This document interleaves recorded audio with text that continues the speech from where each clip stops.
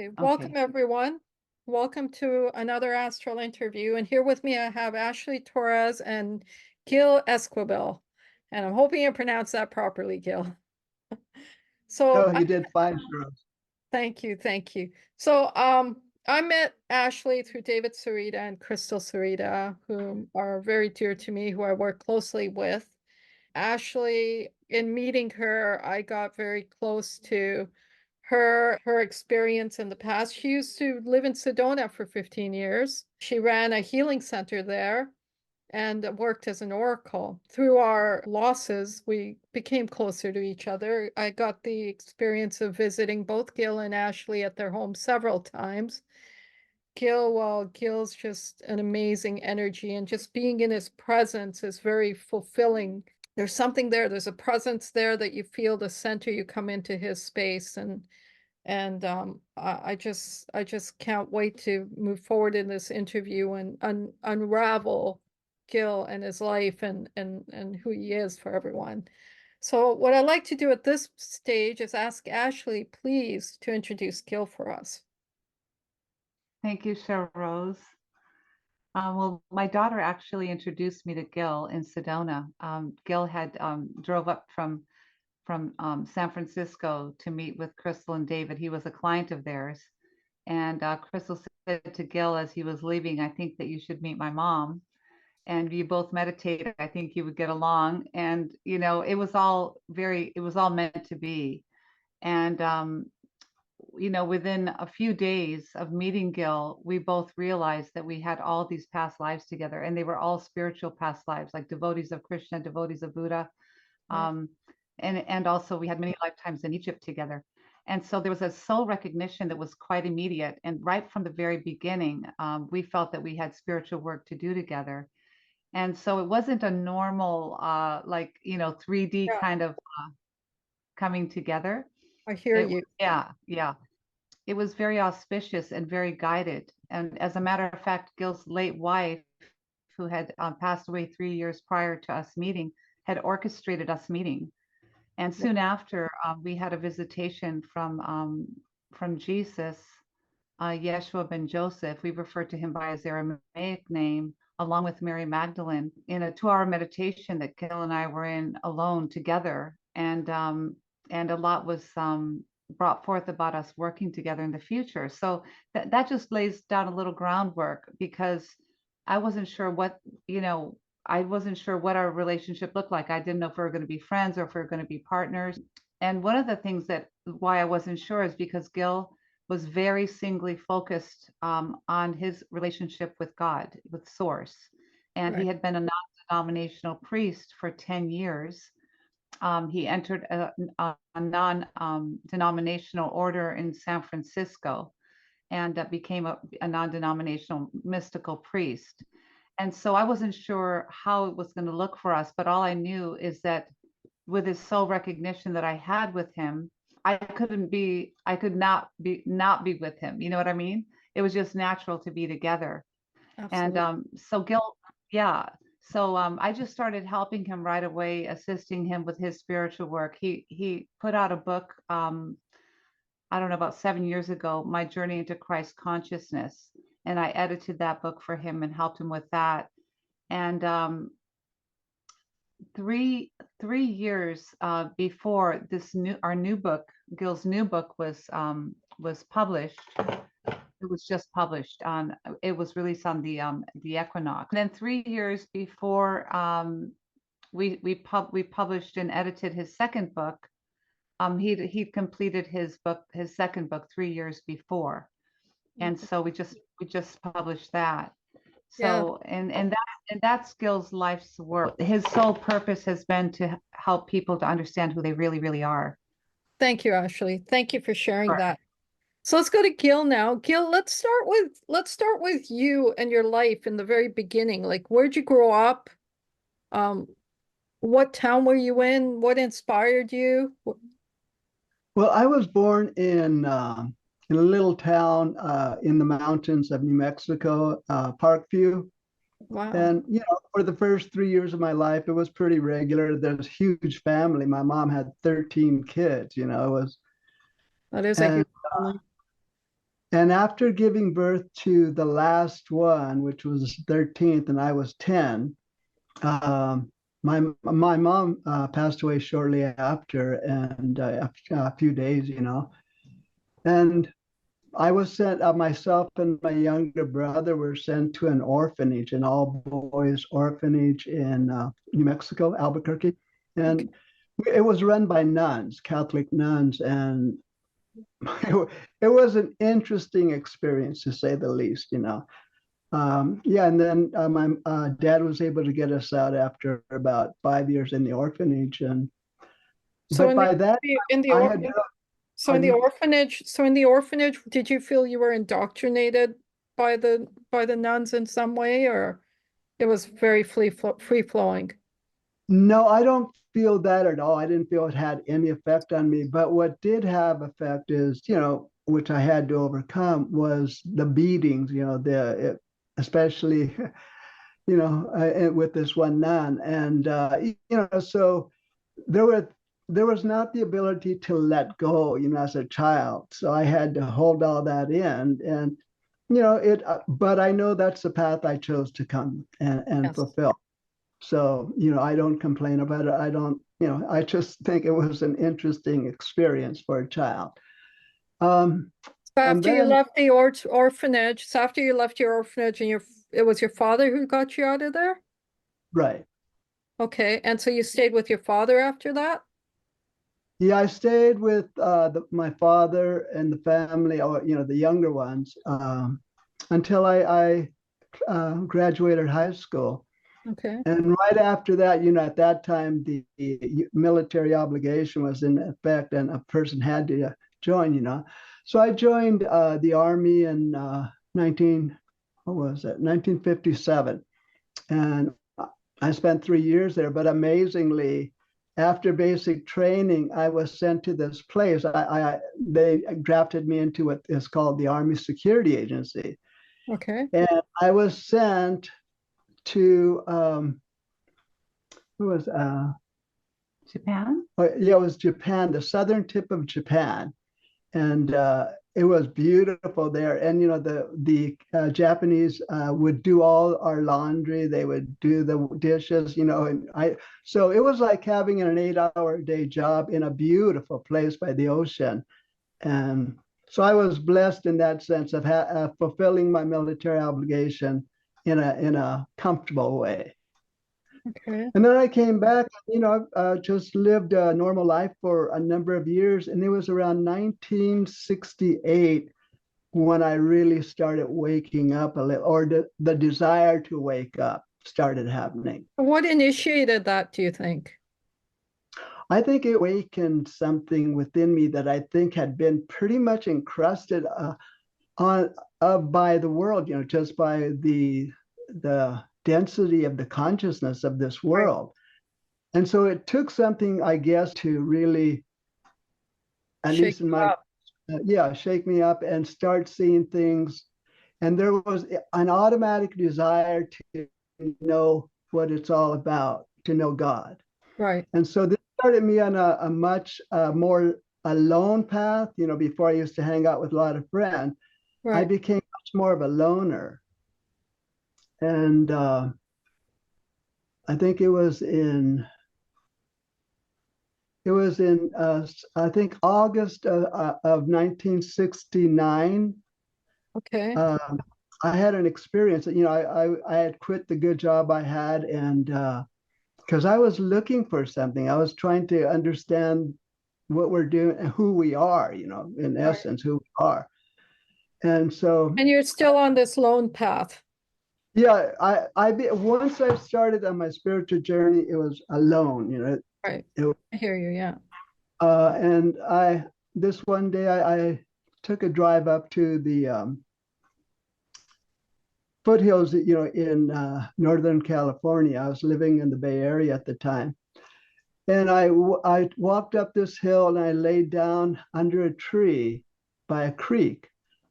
And I was only laying there a couple of minutes when all of a sudden I saw Jeshua appear above me, about 20 feet above me, with his hands to the side and open like that. And automatically I left my body and floated up to where Jeshua was. And we talked, but unfortunately, I wasn't able to bring any of it back except for one thing. He made a comment about my body, and I looked down and saw my body lying under a tree about 20 feet below. That's the only thing I could bring back consciously at the time. Hmm. As I entered my body, a question naturally arose. What is God? And this most beautiful yet authoritative voice I've ever heard in my life, it was such an amazing voice, mind in space. And that Mind was in space. mind in space, consciousness filling everything that is, And yeah, shortly after that, I was guided into the spiritual order that Ashleigh had spoken about. I stayed there 9 years.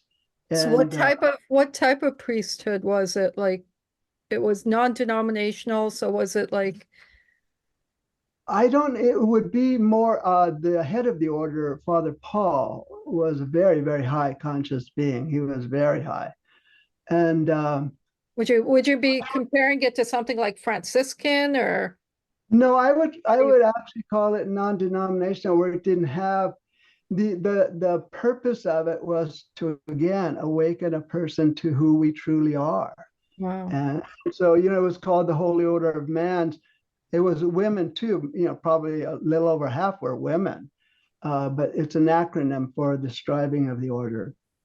And, I stayed there, and for 9 years, Father Paul left his body 3 years after I had joined. And at one point, Jeshua visited me in a dream and said he was going to send me in a different course now. And so a month later, I found myself before council asking for a sabbatical.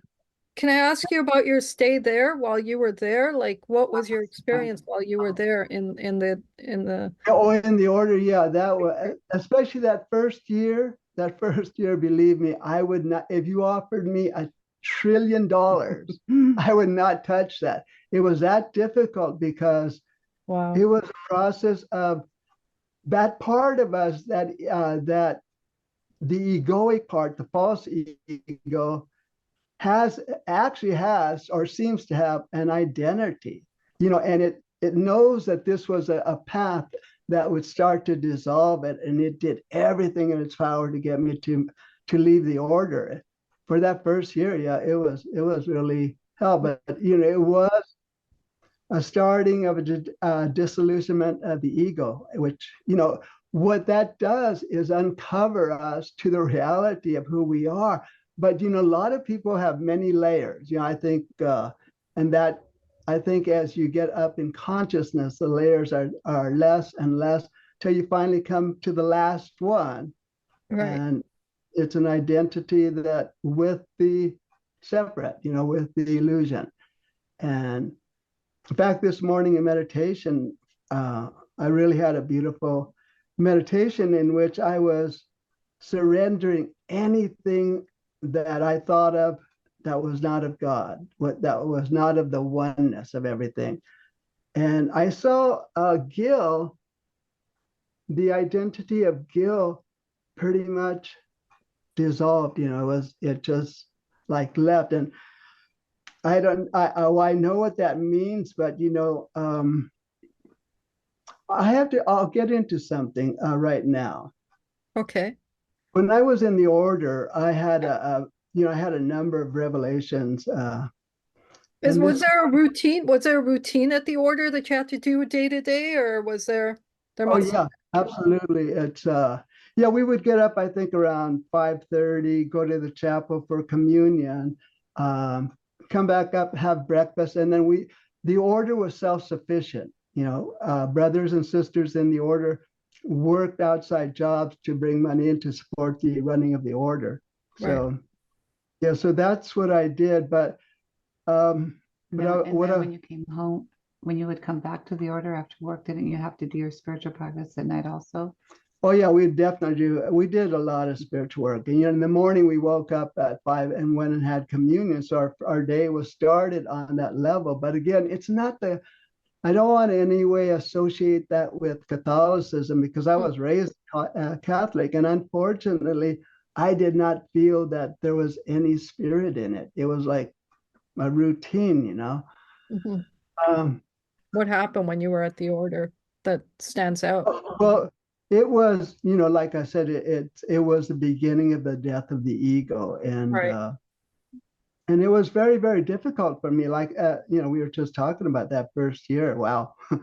But as you know, that's what we have to go through in order to start to awake and taking off the layers that cover our eyes and our feelings about who we really are. It's really dying to the ego. It's what Yeshua meant when he said he who would give up his life will find life. You know, Right. it's an illusion, but again, Sharoz, there's one thing that could be mistaken is that if you give up yourself, you know, who are you? You're giving up your life. It's really that there is something called the I am that I am that is there. It's still us because I still have the consciousness of Gil and all the things he went through, Yeah. but I know it wasn't real because I've uncovered the cloak that was hiding the truth, you know, allowing the light to shine forth to see who we really are, you know, and Right. So we are when God. so when Yeshua said to you, he has a different plan for you now when you were at the order, what happened Oh, after yeah. that? Then, yeah, I then went before council, asked for a sabbatical, and after a year, I realized I was not being called to go back. So Hmm. I wrote the council and gave my resignation. Um, yeah, and but then it was still all one thing. It was seeking to get the greater and greater light so that greater and greater awareness could come in. I now realize that we are God, that each one of us, you know, we're a part of God. That is our true nature. Right. And, you know, this book that I wrote, Awaken to That Which We Are, I think it's really, really simply put and profoundly deep. Uh, I do.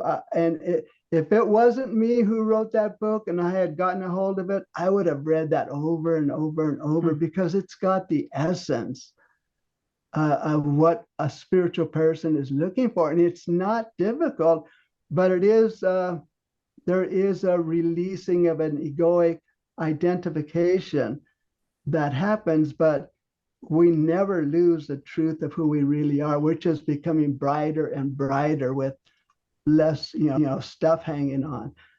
So that's the journey. But the essence of it, we are going to reach a point where we realize that we are God, that we are one with God, that Absolutely.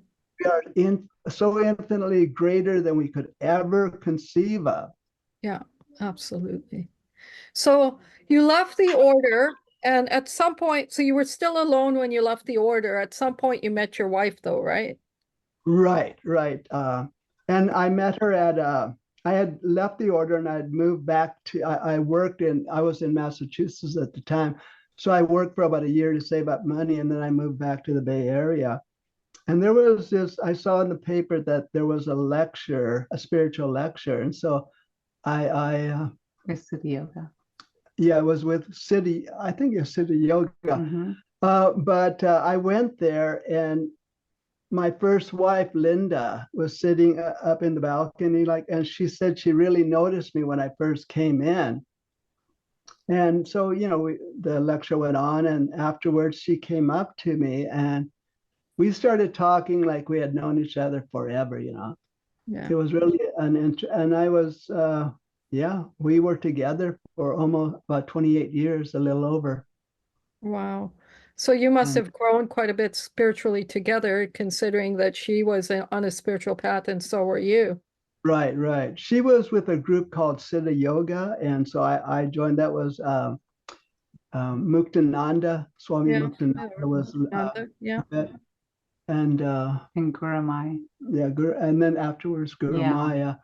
but so you know, we had a beautiful relationship. It was and very, very spiritual, which was great. And then of course, I continued on with Ashleigh. So I was so blessed to be put together with two of the most beautiful souls you could ever imagine. You know, so I know Ashleigh, but I don't know your previous wife. But yeah. I'm sure knowing you, she was Yeah. just amazing as Ashleigh is. Yeah. I wanted to share that what was interesting is she had been departed for 3 years. And when Gil met me, he had an instant soul recognition with me as he had had with Linda. Oh, wow. But he was a little bit, you know, unsure because, you know, when you go through that, there's a little bit of, you know, trepidation, like maybe a little guilt. And then he quickly learned that his late wife, Linda, was actually had orchestrated for us to meet. And then I very, very soon after that had an experience with her coming to me. Right. And again, it was another experience of her showing me that we're going to do spiritual work together. Wow. So, and I was a devotee of Yogananda at that time, and I was a Right. serious meditator. And Paramahansa Yogananda. Pardon? Paramahansa Yogananda. Yes, Paramahansa Yogananda. So Gil and I immediately got the stamp of approval, and you know, we're okay. Yeah. So talk a little bit about Siddha Yoga. What was that, or what was your experience in that? My experience, there was a lot of chanting. Okay. There was a big ashram. It held probably about easily 1,000 people in it, and it was only about half an hour drive from where I was living. So Linda, my first wife, and I would drive there usually about twice a week to attend programs. For me, it was. And you did the intensive with Muktananda, which Yeah, I was did. powerful for you. Oh yeah, and this one intensive. I think this is where Ashleigh came into my dream, my mind. Is Consciousness. Muktananda was giving 3-day intense or 2-day intensive in I think it was New York. New York. Well, you And got to so be in its presence, eh? Yeah, and I flew there and took the program, and part of the program was Muktanand. At one point, you know, lights would be turned down, we'd all be meditating, and he'd come by and sometimes give the touch to people, you know, and this Diksha, right? Yeah, yeah, touching the third eye. and yeah, he did. I came by one time, and he was talking. When he stopped in front of me, he was talking to his assistant in Hindi, but they stopped right in front of me and kept talking. I have no idea what was said, but he gave me the touch, and then I was having this meditation, and I really very vivid into meditation, and I saw a snake, like a no, it was like a snake with a caterpillar's tail. And I had one in each hand, and you know, it was sort of initially it was startling when I opened my eyes and saw them. So I threw the right one off, and the left one I kept there. I said, this must have a purpose. And this woman in a blue robe came by, and I handed it to her, and I told her to take it to the back for my. And as she was walking away, I believe that was Ashleigh, because there was something there. Number threes. Yeah, it was a soul who had a lot of threes. Threes was very important, and Ashleigh is all threes, you know. So how's Ashleigh all threes? Do you want to talk about that, Ashleigh, a little bit? I'm just in numerology. Yeah. In numerology, I have a lot Yes. of threes, and as he said in this vision that he had from the touch, it was a premonition because he was with his wife, and it was that wasn't going to happen until 30 years later. Right. As she turned around, he could see she was a high priestess. She had a blue robe on. And so I have a very strong association with Egypt and Isis and the priests, you know, the priestesses. And he said there were all threes on her. And so after we met, I mentioned that in numerology, I was all threes. And that's when all of a sudden he had this big epiphany that it was me that was going to be coming. And he said that in this vision, she took this creature-like creature. Caterpillar, snake, And whatever, yeah. yeah, and with great care took it to the back and was taking great care of it. And so throughout the years, he's realized, because as he keeps going in higher and higher state of consciousness, he needs more care. And he's put it all together now. He realizes is that I was, it was orchestrated for us to come together. We both preordained this on the other side before we incarnated, to support him and help him through this process. When I met him, he was already enlightened, but since then, he keeps going up in the scale of consciousness. It becomes harder and harder to stay in the body. And so it was just a big premonition of 30 years ahead. What a beautiful union. So Gil, talk a little bit about your point where Ashleigh says or defines as you reaching enlightenment. Like what describes that, or what were you experiencing for you to recognize that? I would say enlightenment is the beginning of the spiritual awakening, but of realizing that this is not who you are. I mean, it takes a knowing and an understanding that the path that you're going on is to truly awaken and to awaken all this stuff that is an illusion and an identification with an individual self that needs to be, layers of this has to be taken off. And that was what first started, is taking off layers after layer. And believe me, I had a lot of layers. When you say taking off layers of layers, you're talking about emotional layers? Or are you talking about? No, I'm talking of identification layers. Identification. That's all in the mind. Right. Yeah. Okay. So we that all would have include those, belief right? systems and programming from childhood, belief systems, Yes. And I witnessed this process in the 11 years I was with him. I saw him go from the enlightenment, scale, you might, for lack of a better word. And I saw him, and there, as he went through the process, there were times where even his words would become discombobulated, or he would be way out of his body. And as an oracle, I could see that.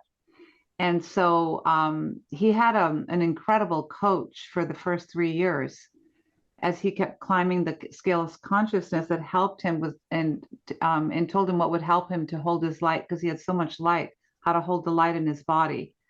And it even included some supplements, like, believe it or not, fish oils and magnesium 3 times a day. And that really helped. Of course. And so it was quite a process for me to witness. And also he would become more and more pure and childlike.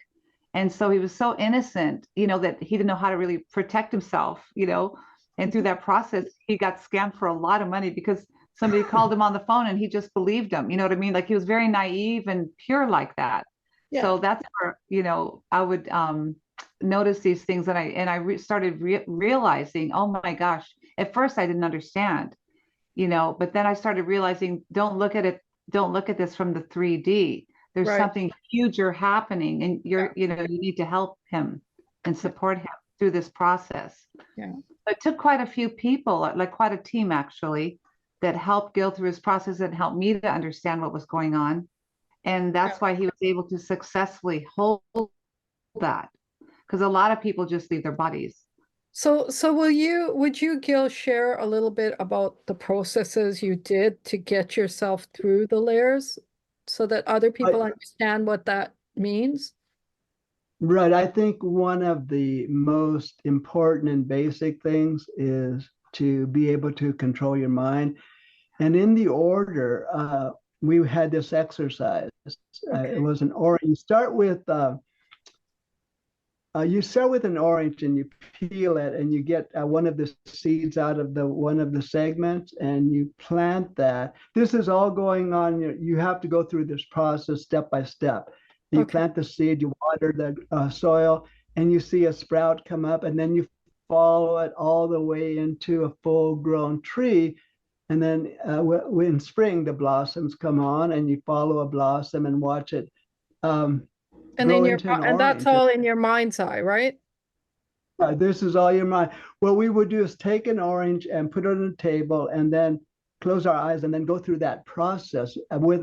If you start to stray, if your mind started to stray at any time, you'd have to stop and start over. So I was doing that so much. I'd get home from work, and other people would hang out in the lounge, have a cup of coffee or whatever, and I would go upstairs and do the orange exercise. I would do that so many times because I knew how important the control of the mind is.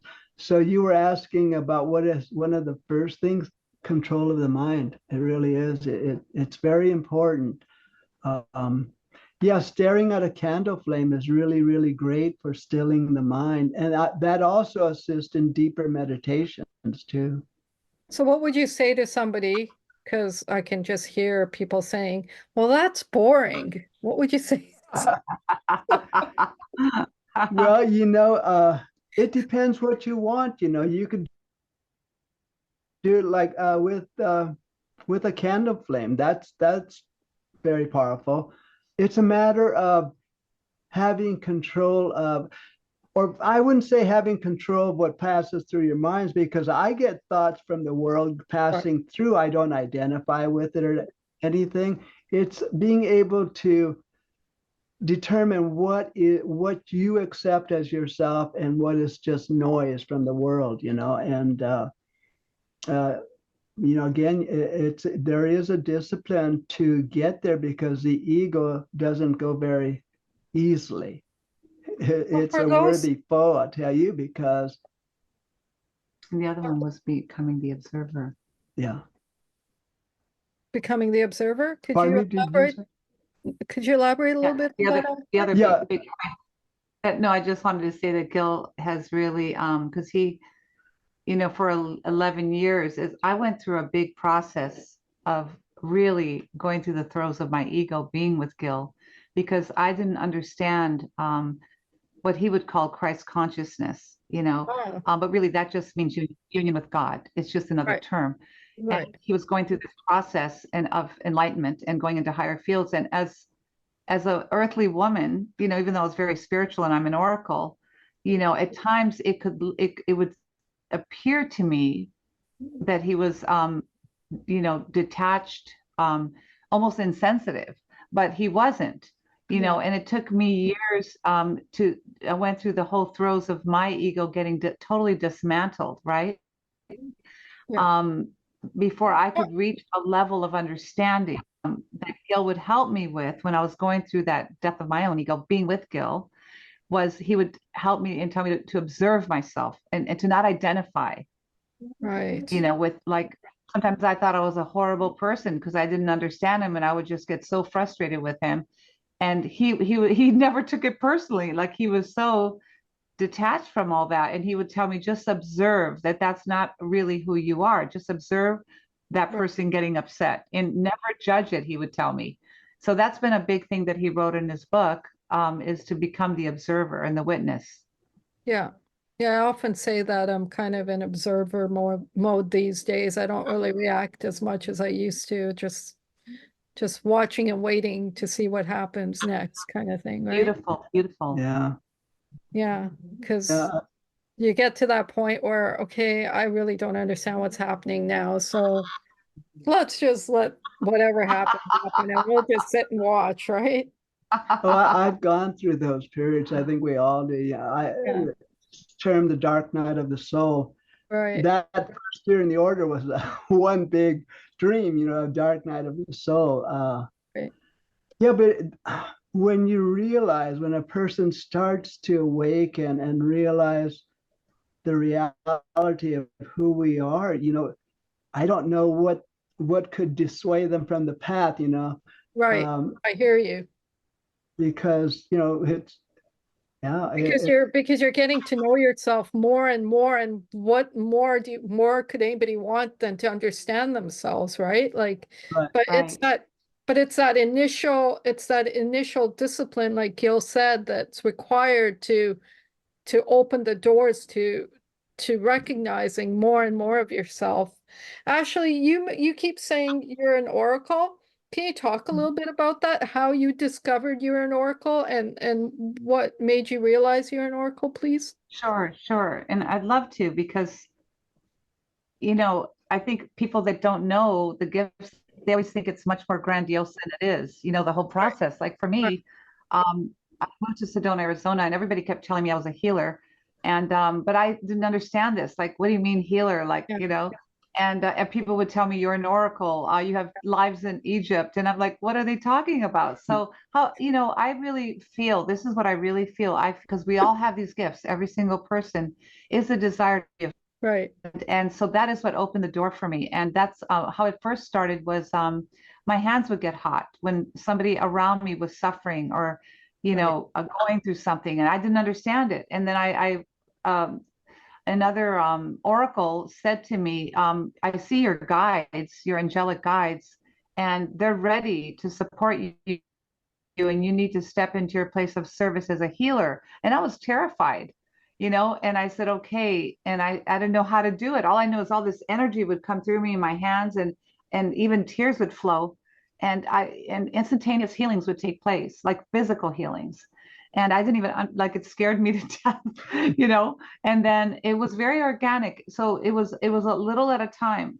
And once I started meditating, meditation to me is the hugest gate. That's when I was able to really connect with the whole angelic realm, the holy host, which is, archangels, ascended masters, there's so many different soul collectives, the Christ consciousness. And I started understanding, like, because the ego part of us wants to have identification. So I wanted to identify with Mother Mary, Jesus, Mary Magdalene, Archangel Michael, Saint Germain. And so I started identifying with these different souls and talking to each one of them. I knew what each one of them, from reading and learning, I knew that each one of them carried a particular frequency for a particular reason to help humanity. So I right, started my meditations working with each one for their specialty. Before I knew it, I had this amazing, potent relationship with them. And right, so when I would do healings, I'm waving my hands, I would need maybe Archangel Michael to come in for a particular reason. Then I would need, Saint Germain to come in for, or Yeshua, Ben Joseph for a particular reason. Mother Mary is always with me. I believe she's my main guide. And they're always in every session. I have those five are always in every session that I do. But it started happening very slowly. But I would say what really opened it up was the sincere desire to want to be of service and meditation, right, and then also learning. One thing I did learn along the way is the guides want to work with our psyche, but they use your life experiences like a file cabinet. So depending on all my life experiences, which I've had a lot, from a lot of suffering in my family, to great heights of happiness. So they're able to go into my file with the particular client that I'm working with, and they're able to really access my psyche, and I will know just it'll organically come up, what to pull out for that particular person, right, and so that's how they work. So they like us to work also with languaging to become better at vocabulary, believe it or not, so that when we're expressing what they're bringing through, what they're channeling, that we're really able to express it articulately. So right, the 15 years I was in Sedona is when it all started. And I went through many initiations. And, initiations are very difficult, very challenging, but they're well worth it. mhm, And that's how I came into my gifts. And it just kept growing and growing, where I started working with the galactic, so I work with all of them. And often in supporting Gil with his work, I make sure there's the fields are really great for him, although he has a potent relationship with the Christ consciousness, right. And but together it's kind of So Crystal truly saw you as like a matched frequency, like, Mhm. definitely, right? Yeah. because Crystal was such an oracle herself. I mean, Yes, she was, yeah, she was more psychic than I am. She could see everything. There's clairvoyance, there's claircognizance, there's clairaudience, and clear knowing. I have clear knowing. So I'll get impressions and I see, and then I just go with it. And then my guides will give me chills like, yeah, keep going, keep going. You're on the right track. With Yeah. Crystal, she would just see, you know? Wow. Yeah. Well, do you want to talk a little bit about your relationship with Crystal and Oh, how wow. that's influenced you? Just a little bit. I Just would love to. I would love to. I think where I'll jump in is today, Crystal and I have a very potent relationship, and she works with me in meditation. And often I will, when I meet with her, it'll be maybe 4 in the morning, sometimes 3 in the morning, and I sit up and I start invoking her, and a particular frequency comes in, and I just start feeling so warm, and I can't help but start crying, and it's love. It's not crying of sadness.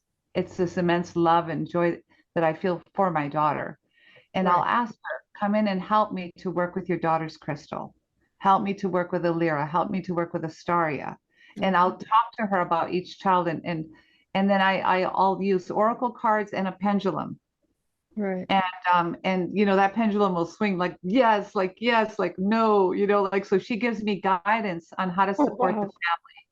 And so I've always told David, I'm here to support you and what you need. We have a mutual interest in these little girls, and Absolutely. Crystal is guiding me all the way. And it's just profound. She used to say to me before she did transition, and she said this to the family, I can do so much more on the other side. She felt so limited here in this earthly body with, society and the societal,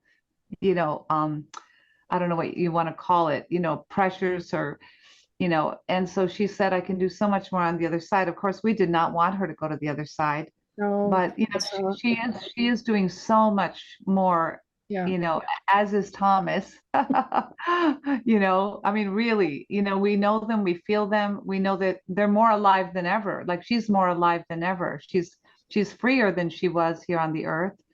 And she's so Crystal is working profoundly with David through mathematics. She was Right. yeah, and she was a priestess in Egypt with me, and when she did transition, I she took me through like in the in it's called not death in Egypt. There's a place called, I want to say, Valley of the Kings, Right. and it's all the chambers of the burials of where the kings are. And you go down these tunnels, and there's passages. Literally, I went through a passage like that in Wow. in in my in my in my consciousness, in my meditation, Right. and she was waiting for me at the last gate, and she had her hand on a plinth, and she looked over at me and she said, Mom, will you please forgive me? And I just said, of course. Right. Of course, there's no forgiveness needed. And she needed to hear that before she could fully go, but yeah, I think because she was such an oracle, and because I respected her from the moment she was born. There were no limitations for me. I grew up I raised her in Kitsilano in Vancouver, and I was always like more of a free, open person, that I believed everything she ever said to me. When she would say to me, Mom, I have to go to LA. I have to go to Right. LA. And she just barely finished high school. Well, it was to meet David, Yeah. and I didn't know that. And I said, oh, okay, I'll drive you down there. And I'm like, this is my baby. I don't want her to go to LA, but that's where she met David. That's So right. we both believed in following our guidance. Everything happens for a reason. I always say that everything happens for a reason, and usually it's for the best. Whatever we think, it's always for the best, right? Yes. And Yeah. so when she wanted Gil and I to meet, I So, respected. Gil, well, you knew her before, Crystal introduced you guys together, right? Like, what was your No, no, relationship with her? I'd been communicating with David because I was buying some of his pendants and stuff Right. like that. That's the communication we had. And David wanted me to come down and see him in Sedona. And Gil had a trunk full of crystals to get treated in David's Oh, laboratory. All right, yeah. And he took where all the are all those crystals there. crystals? I don't know where They're they in are now. storage. We're They're gonna in get them. storage. I gotta see them one day. One Just for day. your audience, we ended up relocating. We both lived in Sedona, and we Yes. relocated to Nelson, British Columbia, where David lives, Be with and the family. so Yeah. that's why some things are in storage. Yes, I Yeah. understand. So Gil, back to you. Now you've written three books, is it, or two No, books? no, two. Two Two. books. The first book, I didn't do anything to get it out. I guess apparently it wasn't time. Right. I would say I put. So it was by what was the name of that outfit? Balboa Press, but they didn't do anything. There was no promotion of it. I didn't do anything. Right. So it was put in different stores, and I have talked to people who read it, but I didn't do anything. But And this, people loved it. but My yeah, You journey have a into copy my of it there. You have a copy of it. Can you show it right now? No? Okay. not the first book. It's My Journey into Christ Consciousness. And at that time, Gil was he just passed the level of enlightenment. So the book it calibrated that high. But Right. this new book calibrates where Gil's at now, which is much higher. Okay, let's talk about that calibration in a minute. Back to your first book. What inspired you to write it? Like, what was it that got you there? Like, most people struggle to write one page, let alone a book, right? Now you've written two. So tell me a little bit about this journey of your book writing. yeah, it wasn't something that I had planned. It was just a thought came to my mind that, I'd like to get this information out to people. And so I wrote my first book. I would say probably 20%, 25% of that first book is in this book, since nothing happened with the first book. Right. Yeah, a few copies were sold and I didn't get any for that. But yeah, so Was it mostly your there's experience? just Was it pardon? mostly your experience at the priesthood, or? No, it was all pretty much from the time I started waking up, that urge to know what it was all about. Was when I was, I think 27 or 27 or 28. So before that, it was pretty much stuck in the illusion and going the round. So that's what the whole book is about, My Journey to Right. Christ Consciousness. Wow. Yeah, that book was this. Yeah, it was actually my journey. I talked about my path. And but this book here, Awaken to That Which We Are, I am really, really pleased that because it is a very simple reading, anybody could read it, but profound in the implication of it, because if a person were to do that, they're on their way to the realization of who they truly are. And I just hope. Can you share, Ashleigh, right now you mentioned the hierarchy of the two books. Can you talk a little bit about that and what you could share about that? Oh, I was just being general, Sharose, that when he wrote the first book, he was at a different level of consciousness. Right. And although he was enlightened, Right. but then,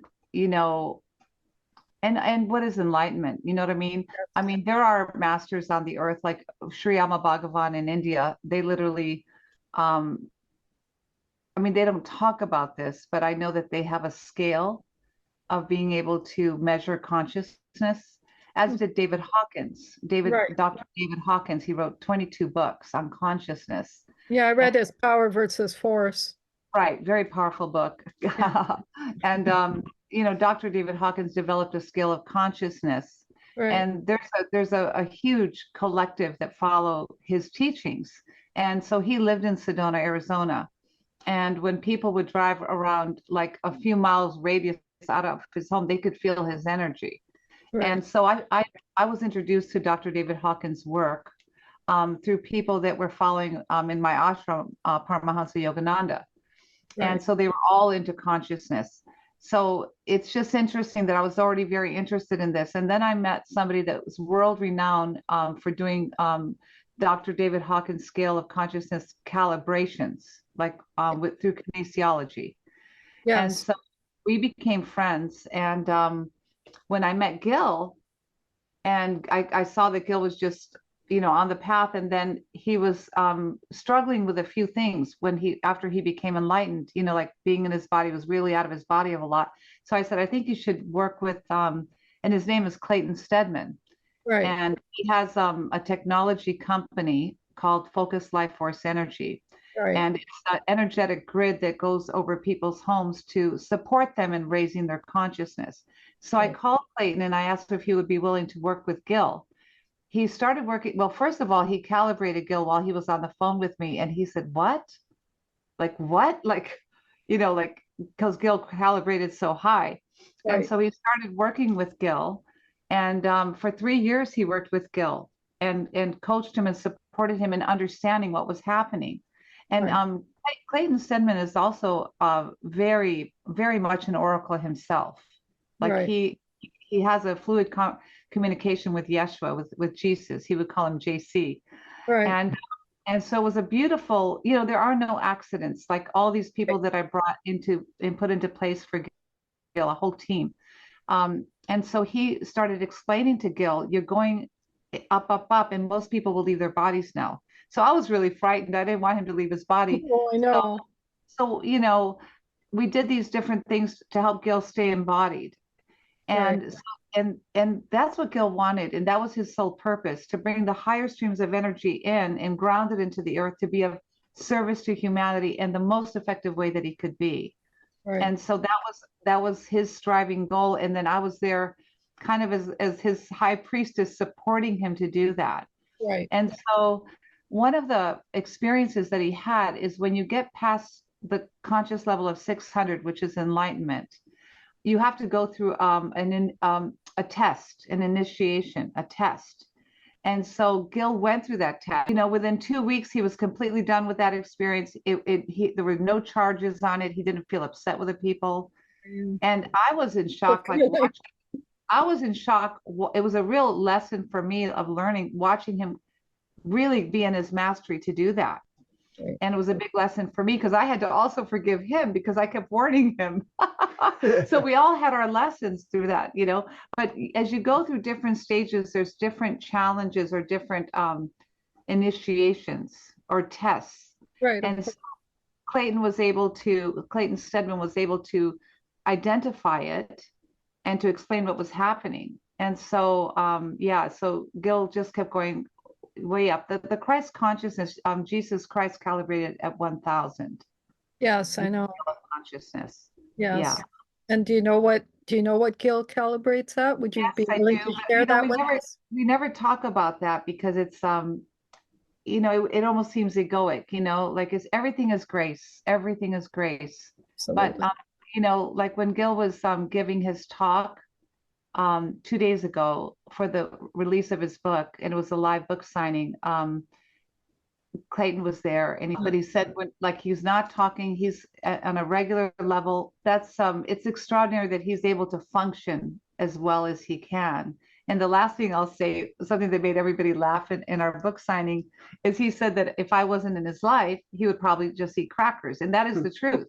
Like it was funny, but it is the truth, because like even like when the sages in India, and when they get in these high levels, they stop taking care of themselves completely.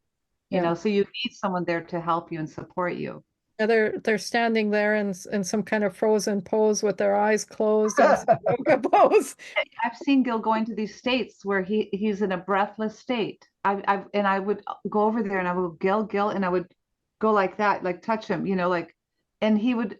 I have like so many experiences that when I look at him when he's meditating, and he looks, I guess the word would be catatonic. He looks like a wax doll.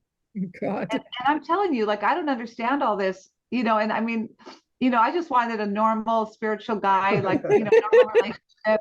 And I would get so upset, because I felt like he's in a totally different world, But it was. I can't imagine your life being normal, so deal with it. But it's not anything, Sharose, we've ever been able to talk about with anyone. Like there's been a handful of people that I could share because, as I was going through this, I needed to talk to someone because I thought, am I crazy? Am I nuts here? Like, am I just like not seeing, like, is this all not real?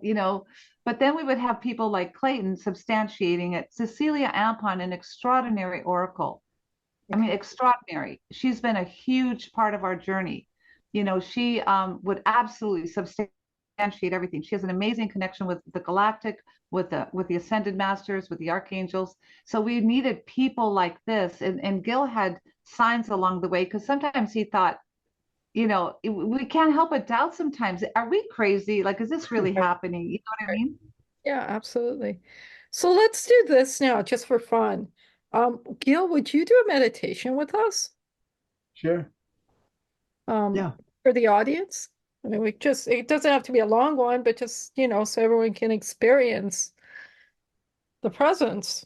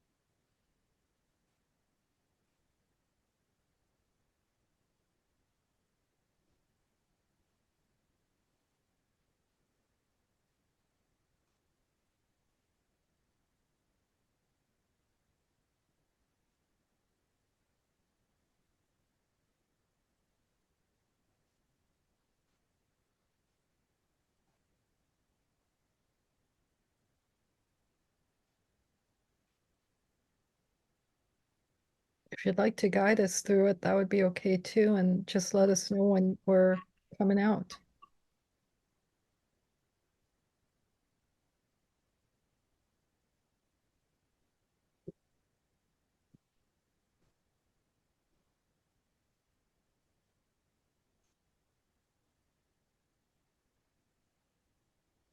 I accept that each one who watches this program, that they be blessed with the love and light of God, of Christ, Amen. that each one might be more fully awakened on this glorious journey back to the truth of who we are. Amen. Amen. Thank you. Thank you so much. Sure. Thank you, Sir Rose. Yeah, That was thank you. beautiful. Thank you. Okay, so kind of exhausted my questions now. Is there anything else you want to share, the two of you, with me, that you want the audience to know? The Holy Spirit moved through this whole interview, and everything was covered just beautifully.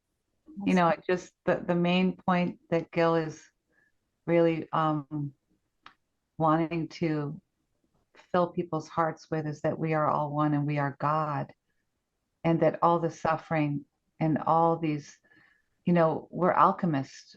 We can create our reality, and it's all the shrouding of fear that blocks that. And this is the book here, Awaken to That Which We Are. And this really goes into all the how Gil dissolved all the identifications with the ego, all the false, personifications, the belief systems, the programming.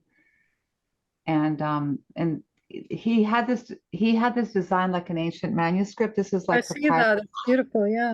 like papyrus, and then the gold on the And the black. gold, yes, that's It's beautiful. matte, so when you hold it, it actually feels like an ancient manuscript, Yes, wow. But that's his whole, and my wish. And also, you can also get it on Amazon or at Gil's website, which is awakenwithgil.com. Thank you so much to both of you. It was a lovely interview. I feel so blessed to have known both of you.